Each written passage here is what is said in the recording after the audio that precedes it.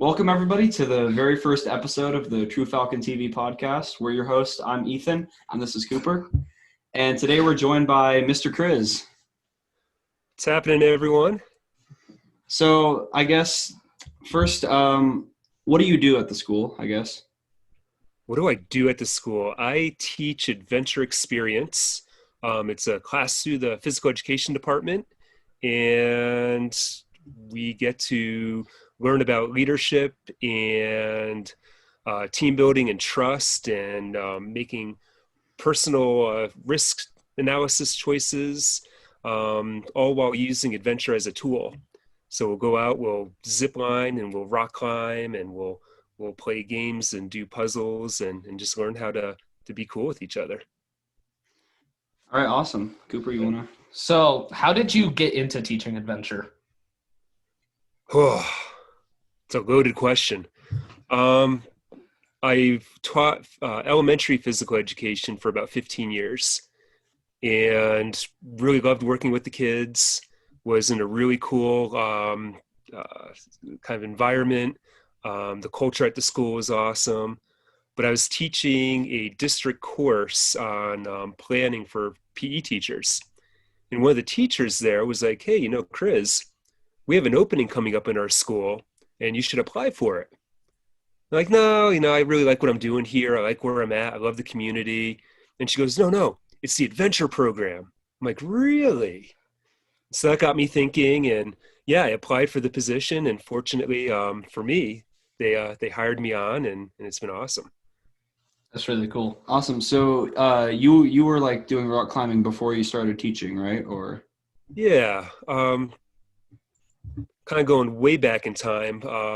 When I was in high school, I was really involved with track and field, and ended up running track in college, and was moderately successful at that. Had a really good time.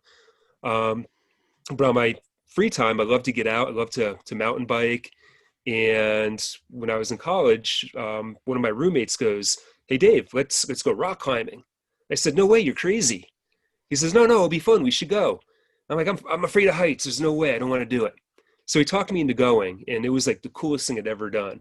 I was like totally nervous and scared the whole time, but he took good care of me, taught me a few things, and I got hooked.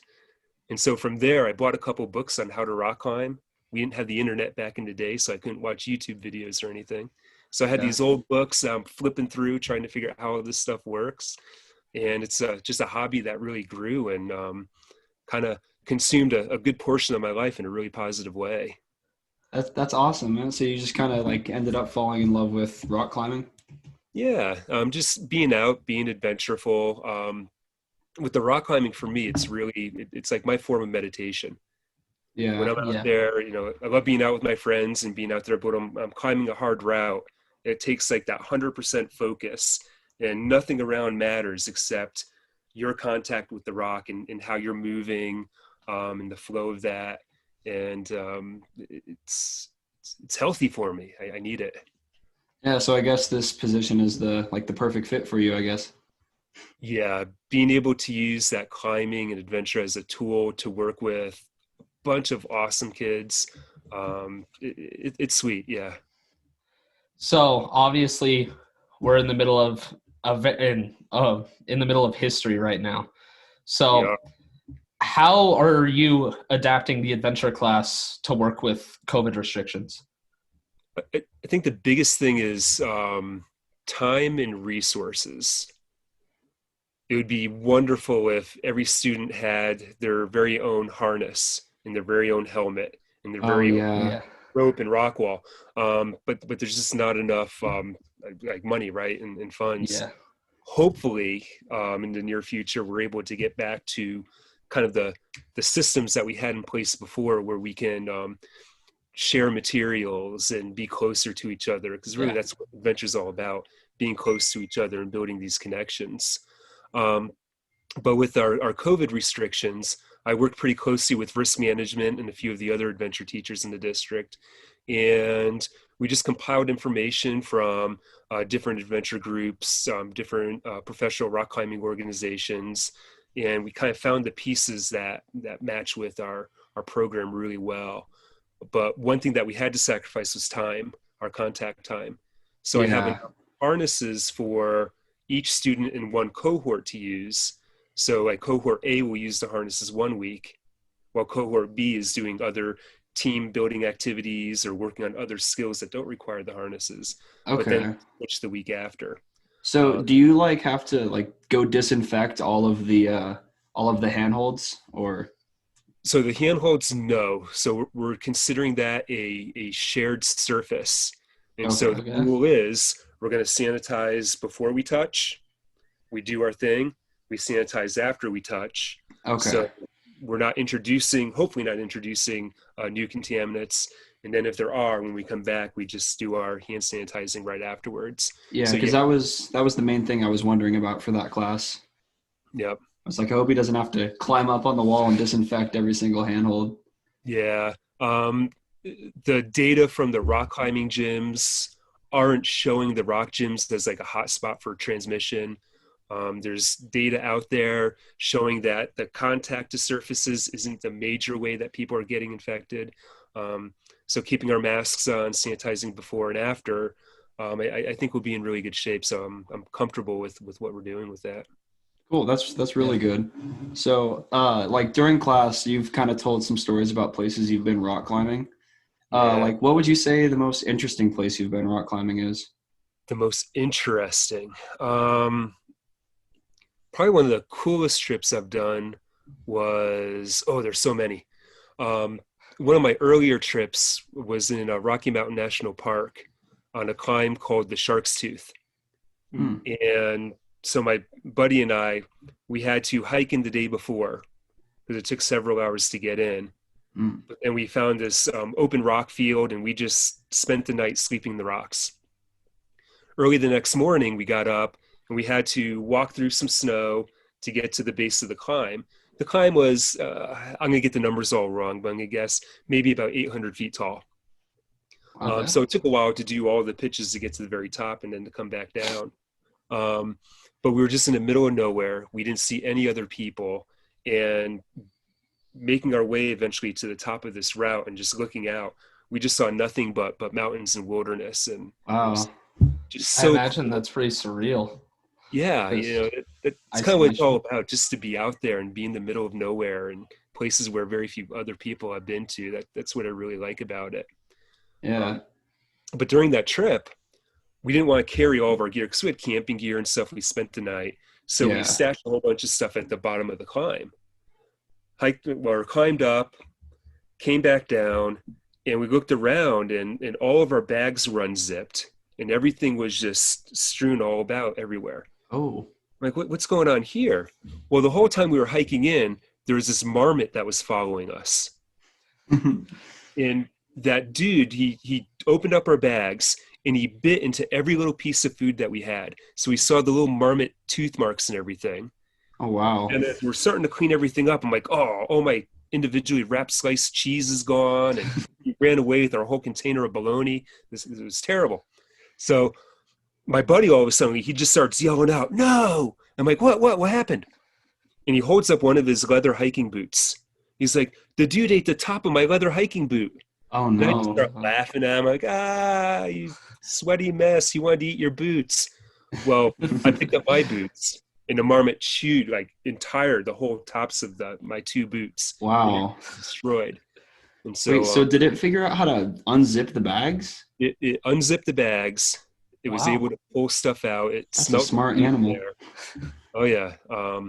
I joke around saying I don't like the marmots at all, but I think they're awesome, cool creatures. But marmots. Yeah, I mean, it's got to be pretty intelligent to figure out zippers and stuff. I don't know. I think there are enough people around that they kind of learn. Yeah. They adapt to it. Yeah. I mean, you were in a national park, right? So. Yeah. Honestly, pretty surprising that you were able to go to a place in Colorado and just see nobody at all, especially a national park. Yeah. There's a lot of land out there. You just got to find the spots that nobody knows about. My family and I spend a lot of time out in Utah, and we'll go into Arches National Park. You'll wait in line for 40 minutes to get into the national park. Yeah. Places that we found that we like to go, we might see 2 or 3 other people. We get off the main trails, we get deep in there. We bring our ropes, we'll rappel, we'll climb, and we get to see this awesome, amazing place in the middle of probably the most busy national park, or one of them, in the United States, and we can get away from the people. Yeah, that's the best because like when you go on just like a normal hiking trail, especially in Colorado, like over the summer, you'll pass like I don't even know how many parties of people, but just Yeah. a bunch. It's elbow to elbow people, and it's people want to be out, and it's awesome, and I want them to be out and enjoy it. Um, Yeah, Places I used to enjoy 20 years ago, I would have it by myself then, but now the parking lots are full. I get turned around quite a bit at different state parks when I'm trying to get in to climb. So it's cool that people are out doing it. It's a little sad for me that I have to work a little bit harder to get away from all the people. Yeah. So obviously rock climbing's a pretty dangerous sport. Have you ever seen that firsthand? Seen a couple different things. Early on, probably about 20 years ago, I got involved with Douglas County Search and Rescue, Oh, and I've had some cool experiences with that team, not only with rock climbing but other mountaineering type of yeah. accidents that we've been called out to assist with and to help with. Um, so I've seen legs that were snapped in half that are floating around. Ooh. That's always exciting. Fortunately, that one was fairly close to the road, and we didn't have to do too much work with the subject before the Yeah. paramedics were able to get there. that's good. But not every case turns out to be a win. I've been on a couple different recoveries where people have been missing for weeks, Mm. and so the teams go out, we look, and eventually we find what we think is them, and we do our best to bring them back to their families. But Oh Yeah. man. I imagine that must be hard. it is. The people on the rescue teams, I'm not involved with the team anymore, but I stay pretty close to the people on the team, and they're amazing. They're very selfless. They give a lot of their time, and they're training hours a week just to be able to go out and help people.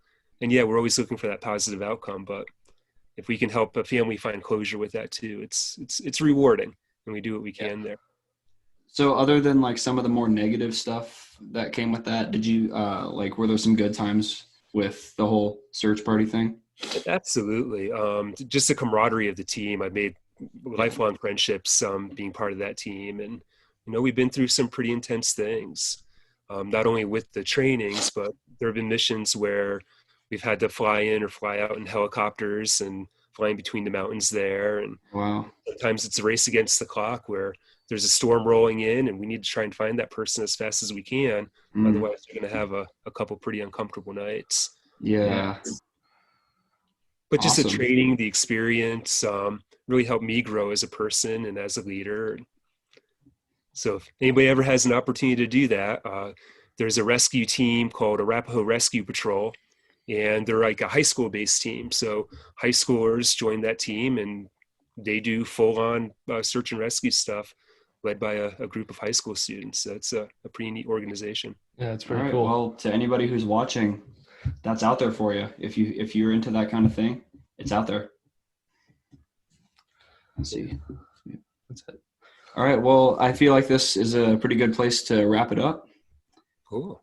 Thank you for joining us Yeah, for the thank first you. episode. Yeah, thanks for having me on. Again, invite me back anytime. I keep thinking of more and more stories, and we could probably talk for Yeah. hours about Yeah. this, but we can save that for another time and another topic there. Yeah, definitely. Yeah. Thanks for having me, and I'm excited to see this go on the air. Yeah. No problem. All right. Well, thank you everybody for stopping by for the first episode of the True Falcon TV podcast. Again, I'm Ethan. I'm Cooper. We'll see you guys next time. Bye.